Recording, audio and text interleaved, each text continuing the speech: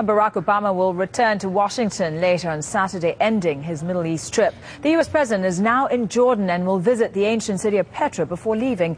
But Obama's visit has been more business than pleasure. He's pledged $200 million to support the growing number of Syrian refugees fleeing to Jordan.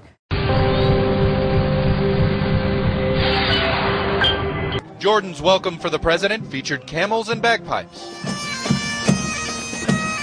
At King Abdullah's palace, a greeting by Jordan's future leader, the young crown prince, a freshman at Georgetown. Topping the king's agenda, the war next door in Syria.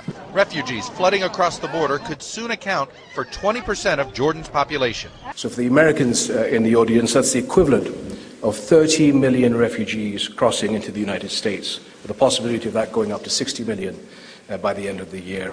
The president announced $200 million in aid, but still was pressed by a Jordanian reporter on why the U.S. wasn't taking military action. The United States often finds itself in a situation where if it goes in militarily, then it's criticized for going in militarily. And if it doesn't go in militarily, then people say, why aren't you doing something militarily?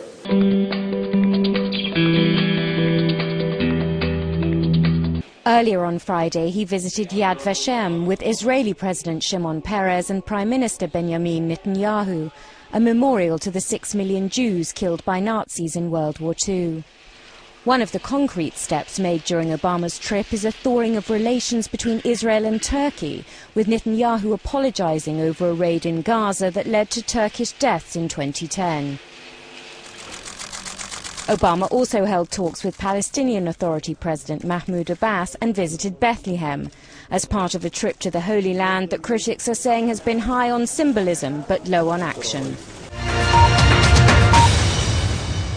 In this trendy cafe in the Jordanian capital, those I spoke to felt let down, further disillusioned by this visit, which they thought confirmed he was behaving, well, just like an American president. I think he is exactly like all the American presidents that preceded him. His visit came again to reinforce the American position towards Israel, that they are supporters of Israel to the end.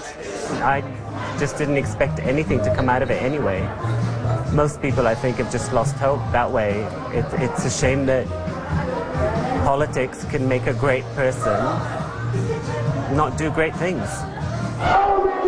In Jordan, there are protests against the government every Friday, nothing to what's happening elsewhere, but Obama's determination not to dictate feels weak to some. If many here argue the previous American president forced his attentions on the Middle East, the region is now forcing itself on President Obama. President Obama's already disappointed many in the Arab world. If he does get peace talks going again, that may be significant. Otherwise, his wholehearted embrace of Israel may only make things worse.